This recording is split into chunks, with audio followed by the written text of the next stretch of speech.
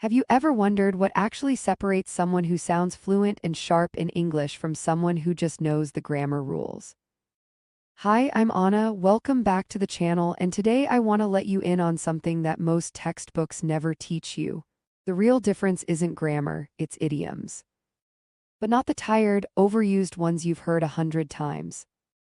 I'm talking about the fresh, modern expressions that confident English speakers are actually using right now, in meetings, in casual chats, in online debates. In this lesson, I'm going to walk you through 10 of these expressions, one by one, and by the end, you'll be able to drop them naturally into your own conversations. And here's a little teaser. The very last one on this list is my personal favorite, and it happens to be everywhere online right now. So stick around till the end because you won't want to miss it. Let's dive straight in. The first expression on our list is read the room. This one is all about timing and awareness. It means understanding the mood, the emotions, or the general atmosphere of a situation before you open your mouth or take any action. Here's the thing, what you say can be completely correct, but if you say it at the wrong moment, it falls flat. That's exactly the kind of situation this idiom describes. If the people around you seem tense, quiet, or serious, that's your cue to adjust how you speak or maybe not speak at all just yet. In short, it's about sensing the emotional temperature of a moment before you react to it. Let's look at a few situations where this comes up. Imagine someone cracks a joke and the room goes silent, nobody laughs. That person clearly failed to read the room, the atmosphere was probably far too serious for humor. Or think about someone who wants to complain about something, but everyone around them is already overwhelmed with stress. The smart move is to read the room first and hold back the complaint. Picture a woman walking into a meeting and immediately sensing how serious the tone is. She reads the room and adjusts her approach accordingly. And here's a practical one. If you're thinking about asking your boss for a raise, read the room first. Check whether your boss seems relaxed and in good spirits before you bring up money. Isn't that a genuinely useful phrase? Try building your own sentence with it and share it in the comments. Writing it out yourself is what actually helps it stick in your memory. Now let's move to our second expression, to move the needle. This phrase actually has its roots in old-fashioned measuring tools. Think of the dial on a fuel gauge or a speedometer. The kind with an actual needle that shifts position. Even though most of our instruments today are digital, the phrase survives because the image is so clear. If the needle moved, something genuinely changed. If it stayed still, nothing really happened. That's the whole idea behind this expression. It describes creating a real, measurable impact, a change you can actually notice. On the flip side, when something fails to move the needle, it means it didn't matter much or didn't produce any real difference. You'll hear this phrase constantly in conversations about business, growth, and productivity. In simple terms, it means making a difference that actually counts. Consider this example. Sending emails all day might feel like productive work, but landing an actual new client is what truly moves the needle. Or think about social media. Posting just once a month won't move the needle at all. You need consistency before you start seeing real results. On the positive side, you might hear someone say a particular strategy really moved the needle for their sales numbers. On the negative side, someone might admit that a certain campaign didn't move the needle whatsoever, meaning it simply didn't work. The lesson here is to focus your energy on actions that actually move things forward instead of ones that just look busy. Go ahead and try writing your own sentence using move the needle and drop it in the comments below. Now let's step into our third idiom, and this one you'll hear constantly in professional settings. Circle back. When someone tells you they'll circle back, they don't mean it literally. There's no actual circle involved. What they really mean is, let's set this topic aside for now and come back to it later. It's a polished, professional way of saying, we'll talk about this another time. You'll hear it all the time in work meetings and in emails. The beauty of this phrase is that it lets you avoid sounding blunt or dismissive. Instead of bluntly saying, I can't decide right now, or let's not get into this, which can come across as rude, you can simply say you'll circle back, and it instantly sounds far more polite and professional. Here are a few ways it gets used in real conversations. Someone might say they don't have all the details yet, so can we circle back tomorrow instead? Or someone promises to circle back once they've gathered more information. In planning conversations, people often say let's circle back next week to finalize things. And sometimes, if an important question comes up but there isn't time to address it properly, someone will say that's a good question, let's circle back to it later. Doesn't that sound like a much smoother way of saying, not now, we'll discuss it eventually? I'm sure you'll agree it does. Part 2, Identified missing content and deferred response. Identified missing content and deferred response. Here's part 2 of 6. Moving on now to our fourth expression. Run with it. When somebody tells you to run with it, they're essentially handing you both permission and confidence to take an idea and carry it forward without hesitating or second-guessing yourself. What they're really communicating is trust, a sense of I believe in this, don't overthink it. Just take the idea and build something out of it. This phrase tends to come up when an idea has already proven itself solid enough that it doesn't need more debate or discussion. It's ready, it just needs someone to act on it. Here's how it shows up in everyday speech. Someone might say they like your idea and tell you to run with it.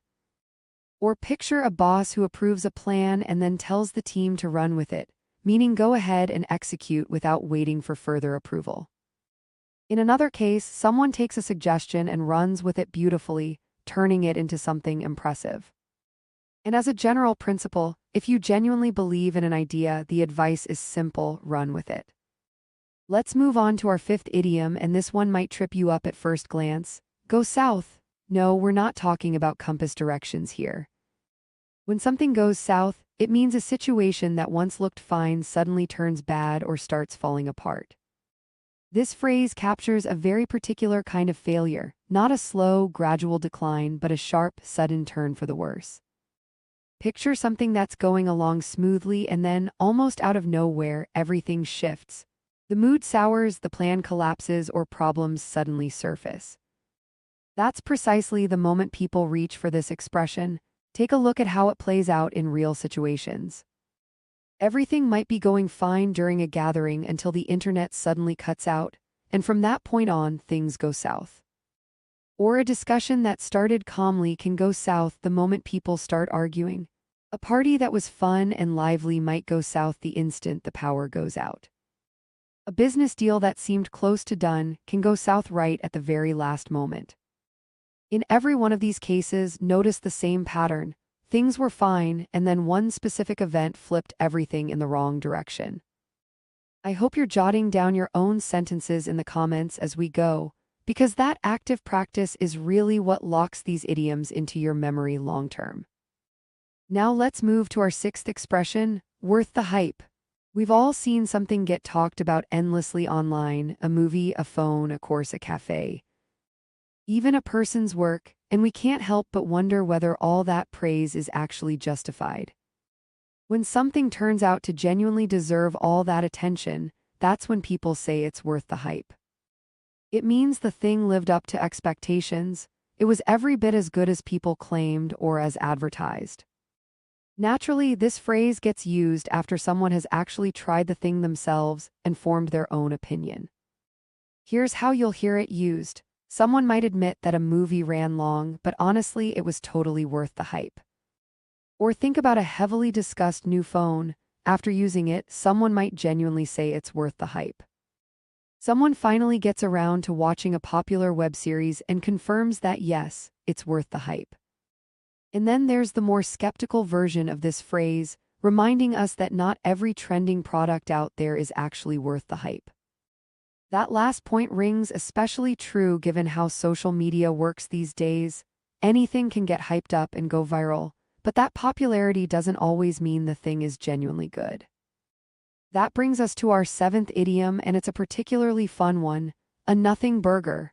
This phrase gets used when something has been hyped up, talked about endlessly, or made to look serious and important, but when you actually dig into it, there's nothing there at all. In many ways, it's the exact opposite of the idiom we just covered. When someone labels something a nothing burger, what they're really saying is that it generated a lot of noise but delivered zero substance.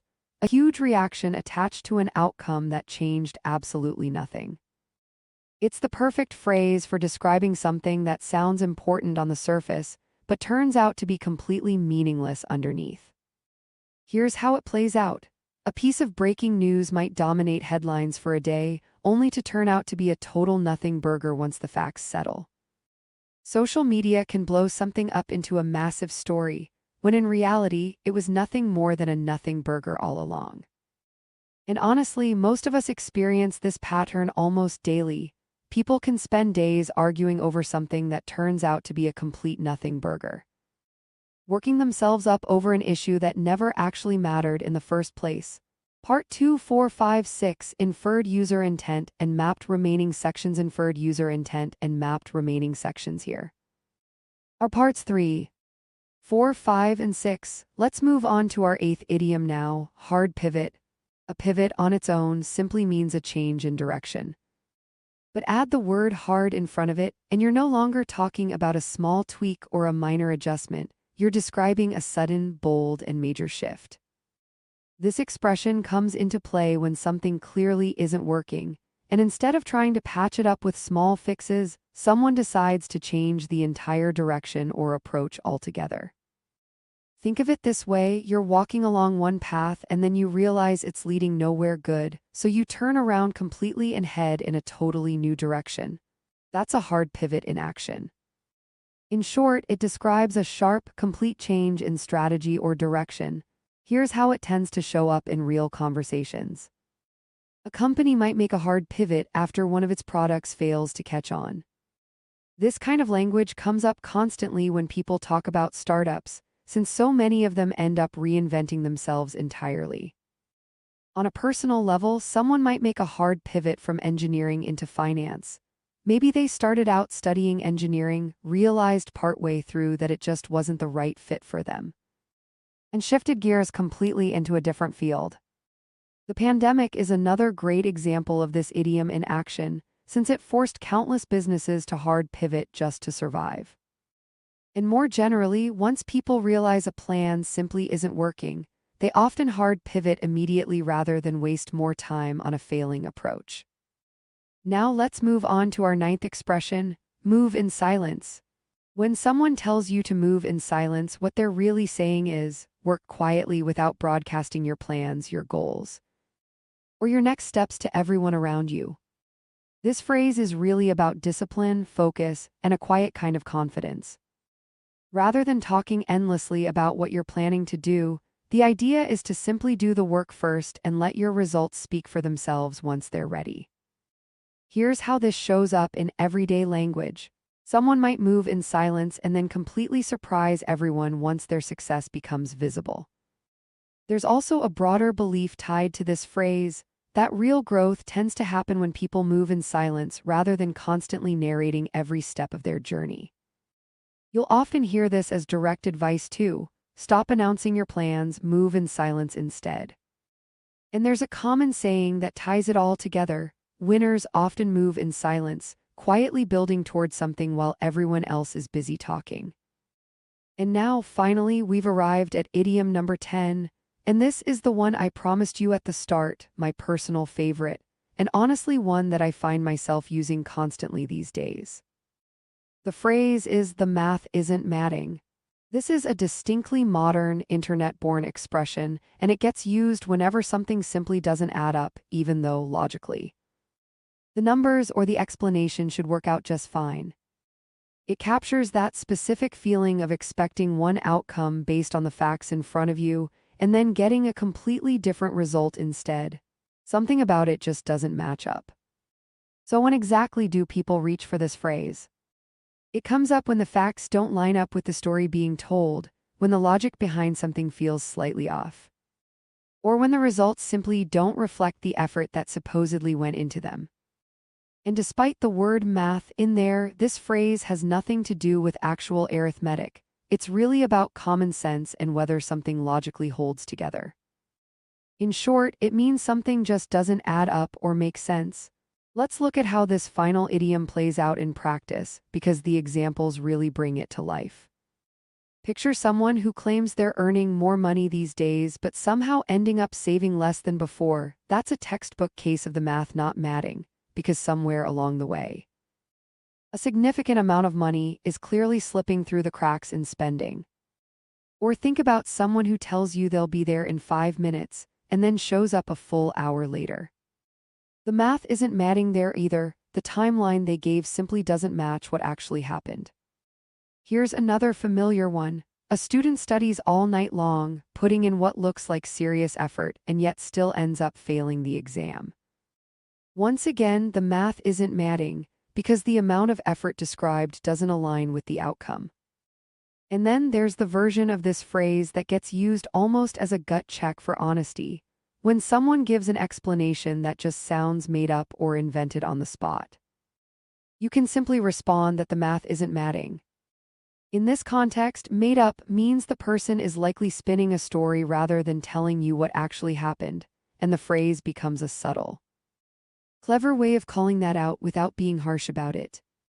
And there you have it, 10 modern English idioms that, once you start weaving them naturally into your speech, can genuinely transform how confident and fluent you sound in everyday conversations.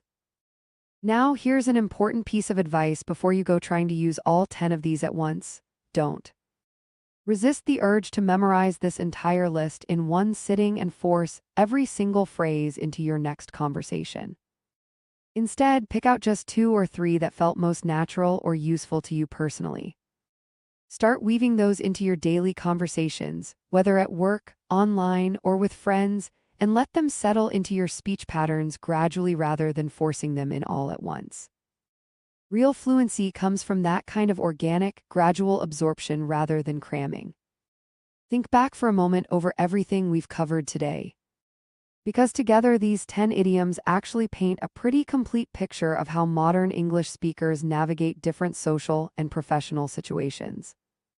Notice how read the room and circle back are really about social awareness and timing, knowing when to speak and when to hold back, and having a graceful way to postpone a conversation without sounding dismissive. Then you've got move the needle and hard pivot, which live firmly in the world of business and strategy, describing meaningful impact on one hand and dramatic change in direction on the other. Run with it and move in silence speak to 2 very different styles of confidence, one that's vocal and encouraging, pushing someone forward with trust, and another that's quiet and understated, letting results do the talking instead of words. Then go south and worth the hype capture 2 opposite emotional arcs, one describing a sudden turn toward failure, the other confirming that something actually lived up to expectation. And a nothing burger sits right alongside the math isn't matching as 2 phrases perfectly suited for our current, skeptical, internet-driven culture, where people are constantly questioning whether something is genuinely significant or just noise, and whether a given explanation actually holds together logically. What ties all 10 of these expressions together is that they aren't just vocabulary you memorize from a list, they're windows into how people actually think and communicate in English today. Idioms like these reveal a culture's values: efficiency, self-awareness, honesty, and a certain sharp, no-nonsense way of evaluating situations. When you use move the needle, you're tapping into a business mindset that prizes measurable outcomes over busy work. When you say something is worth the hype, you're participating in a broader cultural conversation about trust, media, and expectation versus reality. Learning idioms this way, by understanding the story and the mindset behind them, not just the literal translation, is exactly what helps them stick in your memory, and exactly what will help you deploy them naturally and appropriately in your own conversations, rather than awkwardly forcing them in at the wrong moment. So as you move forward from here, my advice is simple: treat these idioms as tools, not decorations. Language like this isn't meant to be sprinkled into every sentence just to sound impressive. It's meant to be used precisely at the right moment, to communicate something that might otherwise take several sentences to explain. That's really the mark of an advanced speaker. Not someone who knows the most words, but someone who knows exactly which word or phrase fits a given moment perfectly. If you genuinely want to build this skill, the practice matters more than the memorization. Try picking one idiom from today's list, maybe circle back if you're someone who works in meetings and emails a lot. Or the math isn't matting if you spend a lot of time discussing things online, and consciously look for a real opportunity to use it this week. Notice how it feels in context. Notice whether people understand you more clearly or respond differently. That real-world testing is what turns a phrase you've heard into a phrase you actually own. And that brings us to the end of today's lesson. We've covered 10 modern English idioms. From read the room all the way through to the math isn't matting, each one giving you a small but powerful upgrade to how naturally and confidently you can express yourself in English. Remember, don't try to force all 10 into your vocabulary overnight. Pick 2 or 3, use them deliberately, and let the rest come to you naturally over time as you keep listening and practicing. If this lesson helped you, do give the video a like, subscribe to the channel if you haven't already, and I'd genuinely love to know in the comments which of these 10 idioms was your favorite. Until next time, keep learning, keep practicing your English, and I'll see you soon in the next lesson. Bye for now.